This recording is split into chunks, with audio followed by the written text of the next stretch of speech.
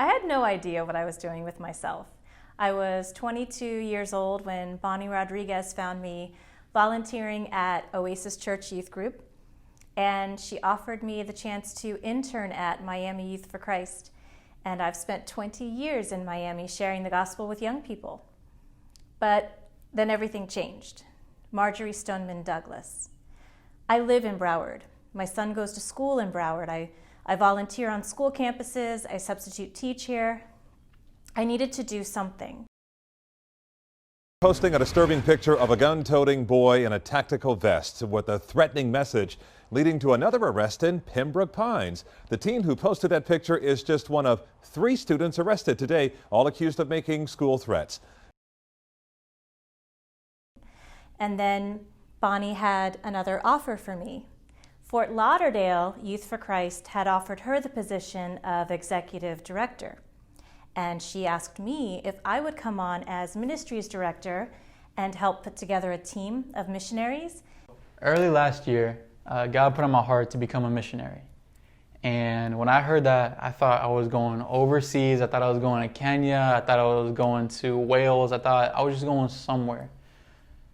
And finally, after a whole year, he put me at Campus Life. And I volunteered there for 6 months at first. And for this first 6 months, I was able to talk to kids, build connections, build relationships with these kids.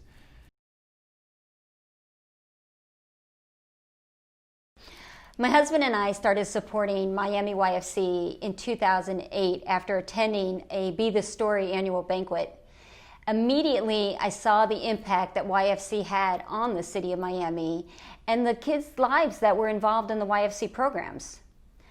I remember God nudging my heart to get involved. But because I lived in Broward, I didn't think I could do anything more but give financially into the ministry. Fast forward to 2018, I was so excited that Campus Life was going to be back in my own community. Without hesitation, or even knowing what my role was going to be, I immediately said yes. As I was wrapping up ministry school up in Jacksonville, I had just started to feel this tug on my heart, and after really praying and just talking with God, I knew it had to be South Florida. But there was this just tangible presence of God around the idea of the Broward County school system, and I didn't necessarily know why, but I knew that I had to do something about it.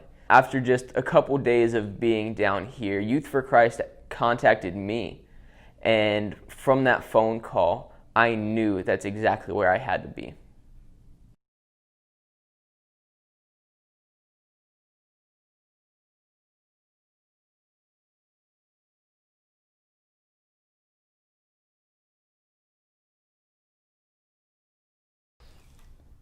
Just about 2 months into our Western High Campus Life meeting, a young man named Joel started coming to club. Joel is very shy and quiet. He originally started coming to Campus Life because he heard we served snacks, and he was always hungry after school.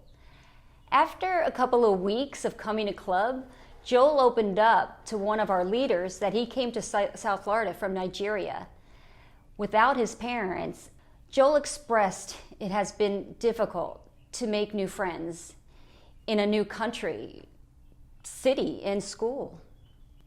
In just a few short weeks, what started as a snack stop grew into Joel being accepted by a group of kids he would have never met before.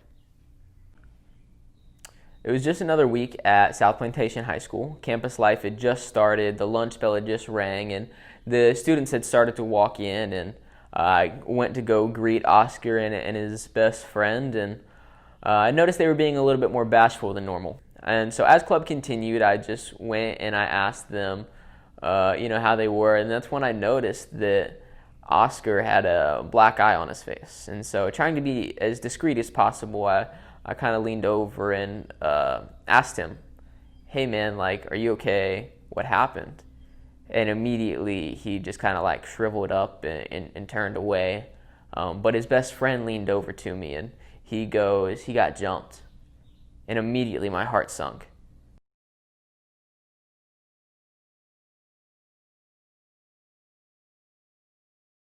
My heart has been heavy with all the violence and the drugs and the abuse that is becoming all too common in our middle school and high schools. Kids want to belong, and they will seek out attention, good or bad, wherever they feel accepted. Everglades High in Miramar. Students allegedly overheard him telling a classmate, "I'm sick of this blank. I'm going to bring a gun and shoot up the school." It turns out the teen, who is a special needs child, was trying to ward off a bully. A police report on the matter says the aggressor, quote, was picking on him and calling him names such as stupid, retard, and mimicking him. During one of our first meetings at South Plantation, Adam, a drama student, approached me and asked me if he needed to be Christian to join.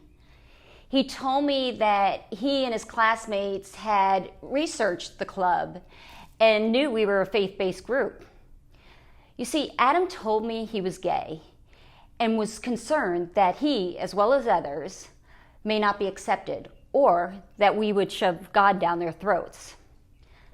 My heart sank, and I felt sad to think that others may think the same way and just don't have the nerve to ask us. I assured Adam that he and any other students, no matter their belief or background, will not only be accepted, but will be treated with the same love, respect, and compassion that every person deserves. And I am proud to say that many of the drama kids attend our club each week. I just want to mention one of the kids' names. His name's Rick. And Rick has been one of the most amazing kids. He has shown up from the very first campus life to our very last Zoom call we've had. And he's always made a name for himself. The minute he came in, you know Rick is in the room. He's happy, he's energetic, he would come play the games. Any games we play, as stupid little games it would be, he would come and play. He would come and just have a great time. He would rally kids to come and play. And recently, this very last Zoom call we had, we found out, his hopes and his dreams of to make South Plantation's basketball team. So we were all talking about it, and we were asking him if he was practicing. And he said no. And we were like, oh, why, And, we asked him, did he have a basketball hoop? And he said no. We're like, all right, well, do you have, a basketball? You can practice dribbling? And he said, no, I don't have one of those either. We had to get him a basketball. We just had to. So we got him a basketball. And it's not necessarily just because of getting a basketball, but we wanted to show him that we cared for him, that we want his future to be everything he hopes and dreams for. We want him to love his future and have a great future. At Campus Life Lunch Club, 15-year-old Brianna told me she wasn't feeling well.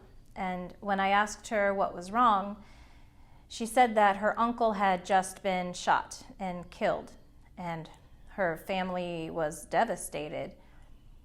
So I sat down next to her in the middle of club and we cried together. She told me that she had tried to talk to her friends about it, and they had blocked her messages. And she said, "I feel so alone."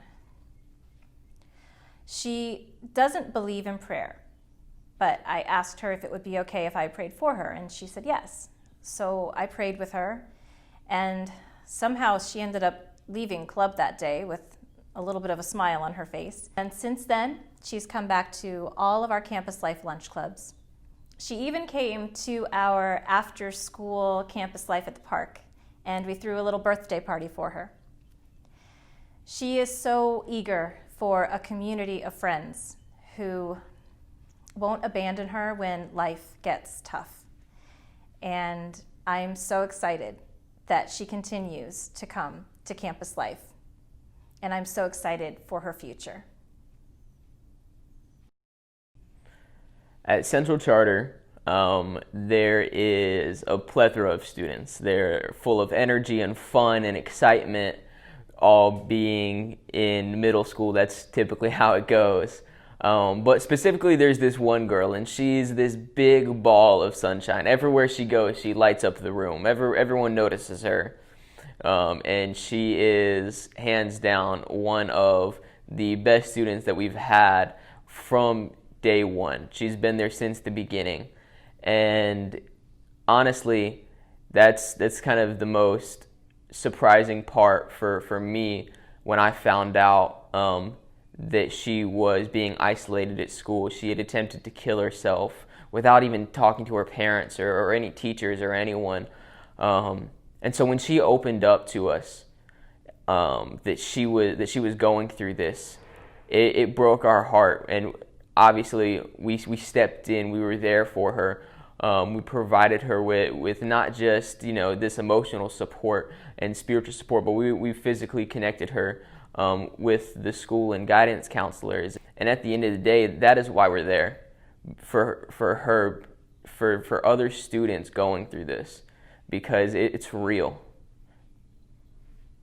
Our clubs are a safe place where the students can meet regularly, make new friends, and feel comfortable about sharing the things that they are facing without any judgment or rejection.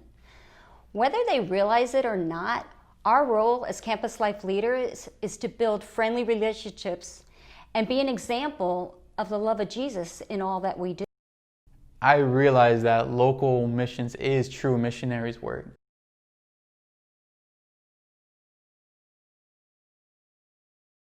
I am so glad that you tuned in and got to know our amazing Fort Lauderdale Youth for Christ team. I'm the Executive Director, Bonnie Rodriguez, and we have reached this year in Fort Lauderdale over 400 students on 2 middle schools and 2 high schools. Imagine what we could do if we could be on more campuses. Right now there are 7 schools that are inviting us to start Campus Life Clubs this year. We cannot do it without more members on our team. We cannot do it without more financial resources. We can't do it without more prayer warriors. So I'm inviting you to get involved. You can go on our website at ftlyfc.org and get all the information about getting involved. I would especially love if you would choose to invest in young people by making a financial gift. You can do that by clicking the donate button, and you can see how to give online. You can make a donation or a pledge. You can also find out how to mail a check to us or how to call our office and to donate over the phone. So I hope that's something that you will think and pray about, and you will join us as we seek to reach every middle and high school student in Broward County with the gospel of Jesus Christ. Thank you.